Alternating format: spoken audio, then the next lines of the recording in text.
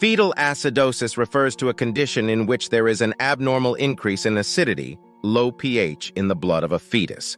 If the pH level of the umbilical cord is acidic, then it can cause compression or entanglement of the umbilical cord during labor and can impede blood flow and oxygen delivery to the fetus, leading to severe fetal acidosis and a host of other complications.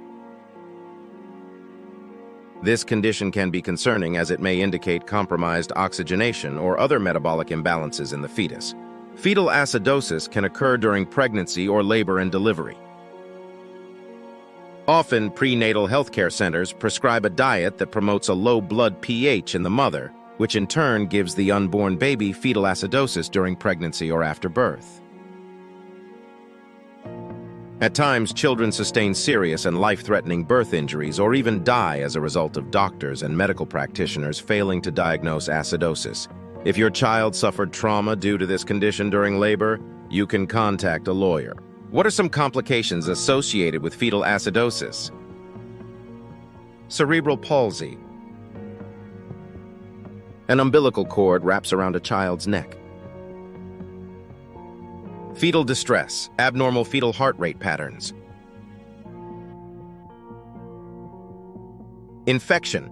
Intrauterine infections, such as chorioamnionitis, can cause inflammation and compromise placental function.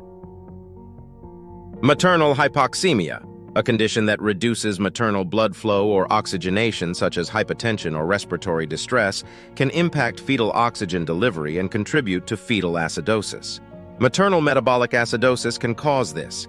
Little or no fetal movement. Hypoxic ischemic encephalopathy, a type of brain damage. It's caused by a lack of oxygen to the brain before or shortly after birth. Periventricular leukomalacia, brain injury most common in very premature babies. Developmental delay. Mental retardation. Seizure disorders. Paralysis. Death. When a child is suffering from acidosis during labor and/or delivery, the following are the most common signs and symptoms of the condition. Stress and pain. Acidosis may intensify painful and/or stressful labor. A compromised oxygen supply. Fetal distress. Stress causing abnormal heart rhythms as shown on an electronic fetal monitor. Little or no fetal movement. Respiratory distress. Difficulty with oral motor functioning. Difficulty eating, swallowing, latching onto the breast, and sucking after birth. Difficulty in arousing from sleep. Low blood cord pH. Fatigue. Weakness. A low APGAR score. Immediately after a child is delivered, a nurse will perform a number of tests that detect responses in newborn infants. These tests may indicate that a child is suffering from acidosis. Meconium aspiration. This typically occurs when babies experience fetal distress and pass their first stool while still in the womb, and subsequently inhale the contents into the lungs. This can greatly interfere with a child's oxygen levels, potentially leading to brain damage and other serious complications. Death. How is acidosis diagnosed? Physical exam. Fetal blood tests. Ultrasound. Electronic fetal monitoring. How to prevent fetal acidosis.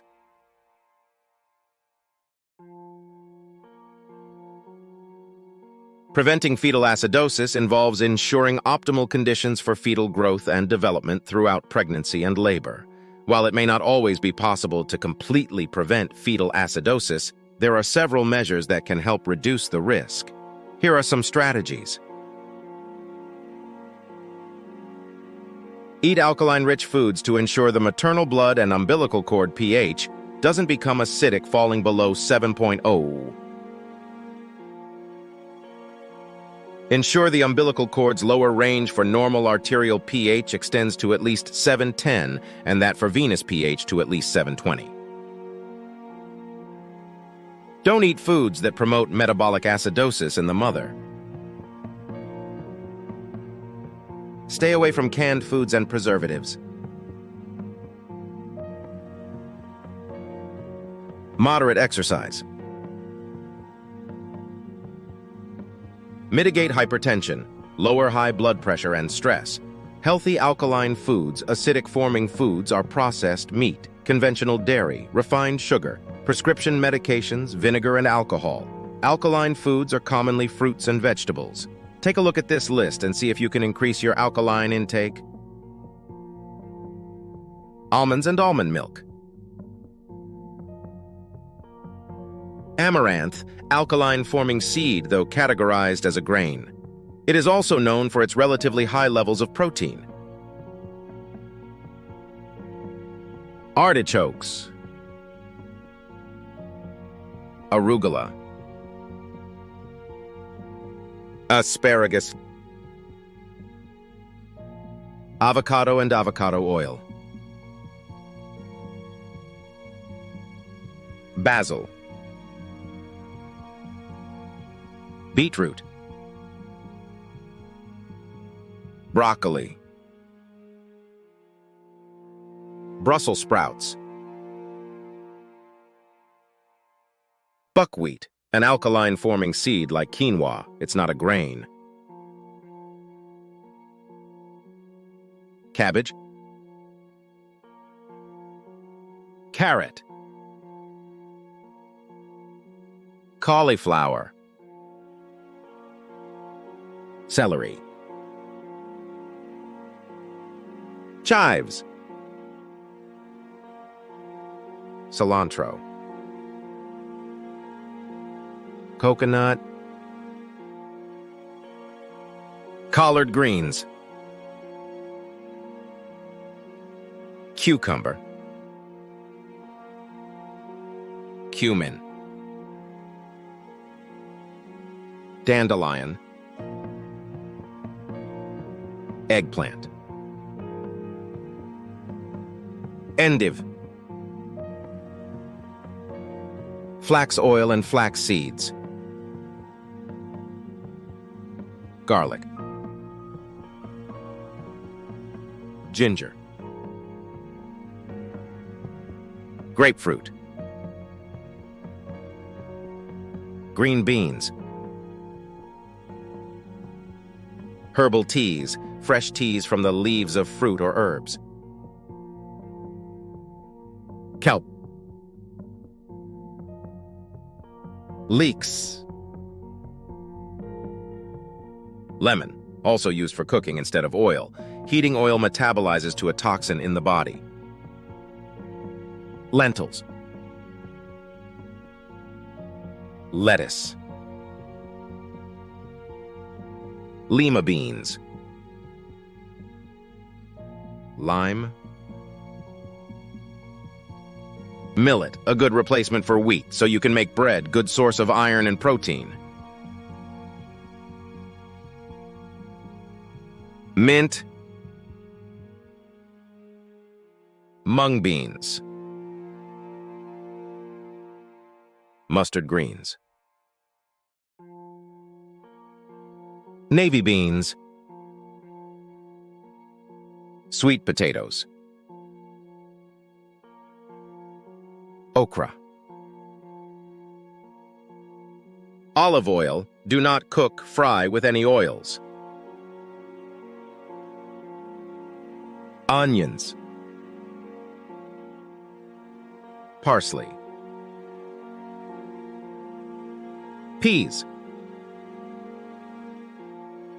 Peppers. Pomegranate. Pumpkin and pumpkin seeds. Quinoa. Radish. Red beans. Rhubarb. Sesame seeds. Similar to flax seeds, sesame seeds fall into the estrogen-boosting foods category due to their high levels of lignans. Soy and soybeans, estrogen-boosting foods. Spinach. Alfalfa.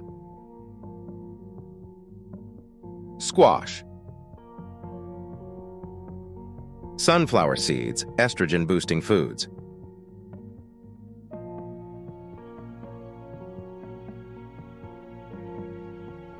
Swiss chard. Thyme. Tofu. Tomato. Watercress. Wheatgrass. Zucchini. Mostly all fruits are alkaline once the body metabolizes them. Metabolism is the chemical reactions in the body's cells that change food into energy. Our bodies need this energy to do everything from moving to thinking to growing. Subscribe for more daily news.